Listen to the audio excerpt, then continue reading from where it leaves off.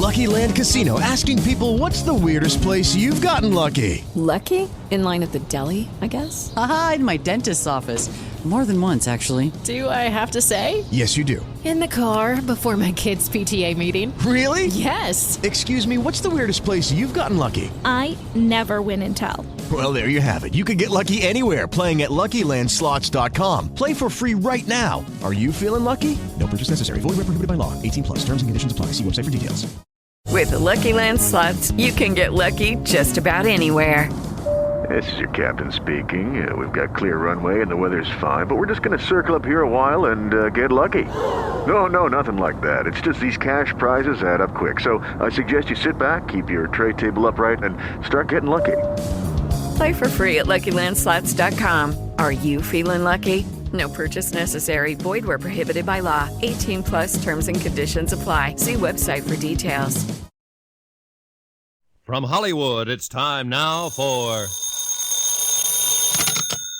Johnny Dollar. Yes? Skyline Apartments. Clerk speaking. Johnny Dollar speaking. What? Maybe you don't remember me, but I remember you. I was there last night and got banged on the head by a pair of hoodlums. I know nothing about it, and I can't talk now. Well, then you can listen. I'm coming over there in about an hour. I hope your two hoods are there when I show up. Will you tell them that for me? I'll deliver the message, if you wish. Do that.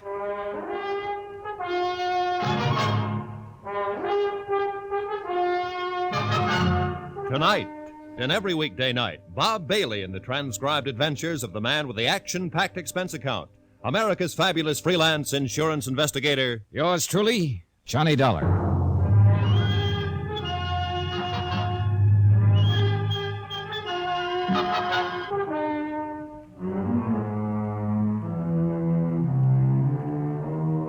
Expense account submitted by Special Investigator Johnny Dollar. To Sam Rubin and Associates, Insurance Brokers, Majestic Building, Hartford, Connecticut. The following is an accounting of expenditures during my investigation of the Salt City matter. Expense account item 8, $10. Medical bill for 2 stitches in my scalp. Item 9, 10 cents. One more phone call. To the prettiest insurance broker in San Francisco. You said you'd buy me lunch. Something's come up. I don't care what you say. You said you'd meet me. Meet me. Item 10, $2. More of that ever-loving cab fare. This time I kept the cabbie waiting outside Eleanor Stover's apartment. Johnny. Hi, Angel. I didn't want to be a witch, but I did want to see you, if only for a minute. Come in. Can't. My cab's waiting downstairs. But I want... What happened to you? Oh, I argued a little bit with 2 of Ed Julian's hired hands. He has a little muscle around him these days. No one to worry. Oh, Johnny, I feel responsible. Why? Like a big dope, I was the one who sold him that insurance policy. Now you have to mix into it and try to keep him alive.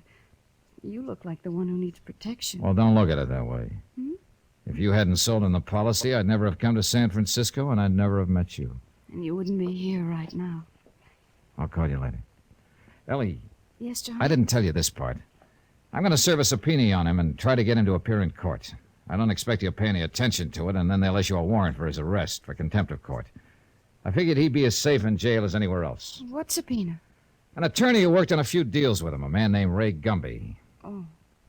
Take care.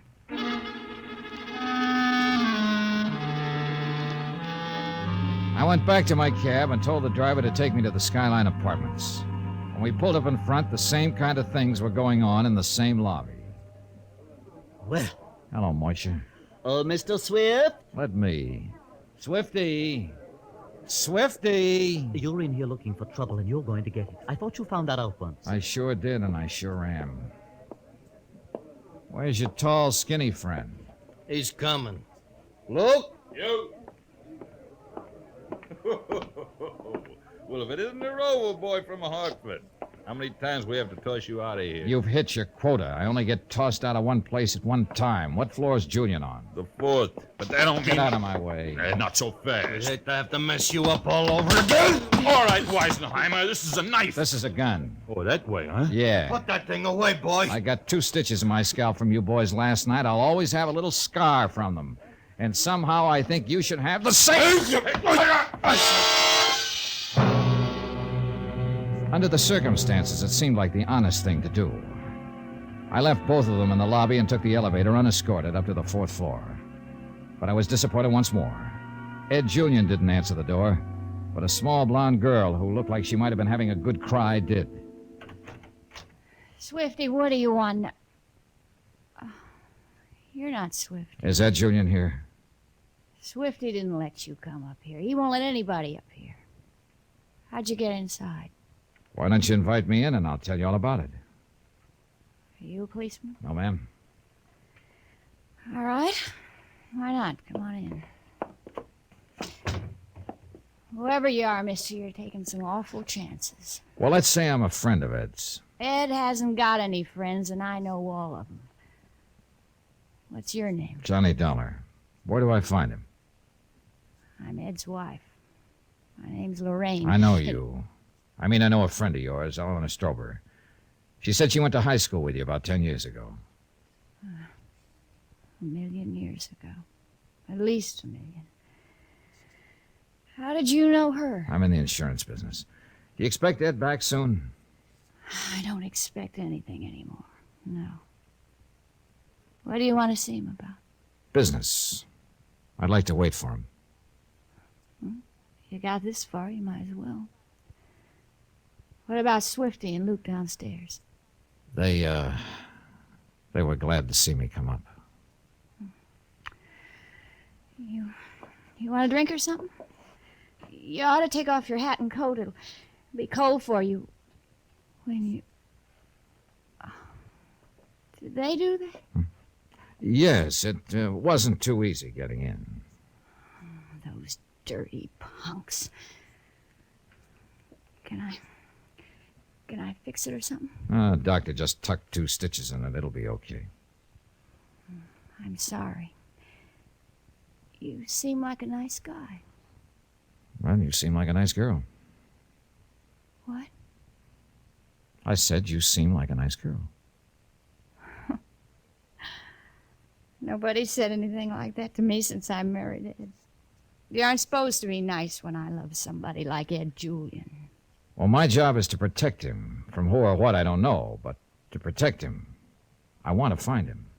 Well, you won't protect him here. He hasn't been here for a couple of days. Where is he? How should I know where he is? How should I know? I'm only his wife, the hired girl. Those others came in town. What others?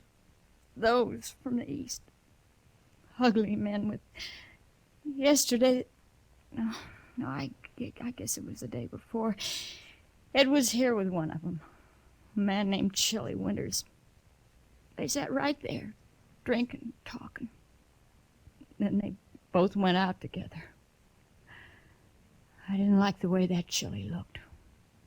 Where'd they go? I don't know. Oh, get out of here, Johnny. You aren't going to find him here ever. Go on. Beat it. He'll kill me if he found me talking to anybody. He'd kill me. I know he would.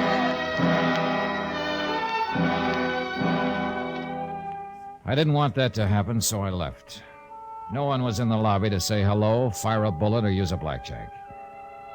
I spent another hour downtown at the Hall of Justice looking up the record of Chili Winters, a list of felonies ranging from armed robbery to assault with a deadly weapon. He'd been convicted twice on the latter charge, once in Michigan and once in California. It seemed likely that tracing him might prove helpful in locating Ed Julian, but he was not to be located either. About 3 o'clock in the afternoon, after a fruitless day of trying to locate Winters or Julian or both, I went back to my hotel room. Oh, Mr. Dollar. Mr. Dollar? Now what? Do you remember me? The desk clerk at the Skyline? Yeah, I remember you. I must apologize for what happened. I mean, all the trouble you had with Mr. Swift and Mr. Luke. They didn't handle the matter very well. No, they didn't. What's on your mind? Well, I'll be very blunt. 2 things are on my mind. Ed Julian and your problem in locating him. I'm just a desk clerk. I need every penny, you know. I hope you're sawing it away. I took an awful chance coming here. You asked for Mr. Julian twice yesterday. You found him neither time. Come on, get to it, will you? Well, I know you aren't a thug like those others. I mean, I didn't know until Mrs. Julian told me you were an insurance man. Well, anyway, I know where Mr. Julian can be found. Where? And I'd hoped you'd be able to, Here. This is all I'm able to. Now, where is he? Oh, thank you, Mr. Dollar. Now, I just happened to overhear this morning when I was working the switchboard. Mr. Julian, well, he's in Salt City, California. The Salt City Smelter Company, I believe one of his enterprises. It seems he went there with a Mr. Winters because there's going to be a kind of a big meeting of all of them there. Mr. Reno and others. Sometime this week. Does that make sense to you, Mr. Dollar? It might. Yeah. All right, you've got your money. Oh, yes, thank you, Mr. Dollar. Oh, and please don't mention to anyone that I was here, that I disclosed this to you. I'd lose my job if it got out, and I needed to... A local filling station furnished a map of California, which located a place called Salt City about 300 miles away in the desert. I decided to ask a man who might know about it, Ray Gumby, attorney at law. Uh-oh. What? I've handled correspondence from there. Not on the beaten path. Well, that doesn't tell me much. As near as I can gather, it's an enterprise town, lock, stock, and barrel. If Ed Julian's going over there... Well, let's forget all this, at least my part of it. Why? I don't want you to go that far in trying to get him back here. Salt City's real bad news. Yeah, sounds like it, Mr. Gumby. Let me ask you something. Why are you going this far on this case? Sounds like a loser to me. I don't know, Mr. Gumby, I don't know. But I've had the feeling, ever since Ed Julian's name was first mentioned, that something was happening. Something way off somewhere, but so close I could touch it. That's funny. I've had the same feeling. Expense account item 11, $38. Transportation. By train, San Francisco to Salt City and return. It was just coming up dawn when the conductor nudged me out of a restless sleep and told me the Salt City stop was 60 seconds long. I took my bag and stepped off onto the dry, sun-baked clay that served as a station platform.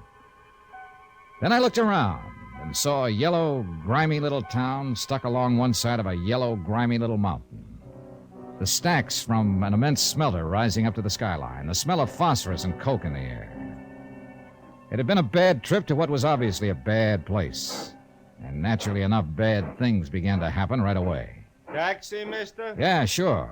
Where to? Salt City Smelter Works. Know where they are? Oh, yeah, I know where they are, but I ain't taking you there. What? Yeah, get your hand off of my cab door. Hey, look, Get your hand off the door. Call a cop. You better do like he said, pal. Huh? Oh, sure. Smart. You ever been here before? Nope. It's the end of the line, pal. I've been here twice. Both times I promised myself I'd never come back again. And what are you doing here now? Accident. They kicked me off their freight. I get nightmares about this place. I remember the first cop I ever met here in Salt City. While I was spelling my name to him, he hit me in the face several times. Always by mistake, of course. But don't risk any mistakes, friend. I'm not going to be here long. That's good, that's good. That's real good. You know what? What? Somebody made this dump and then forgot about it. Just plain forgot about it. Let's see.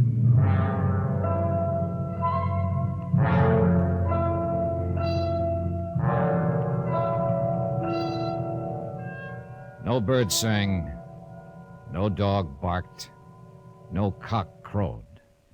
Nothing. Nothing but that feeling inside of me and something saying, it's going to happen here. It's going to happen here.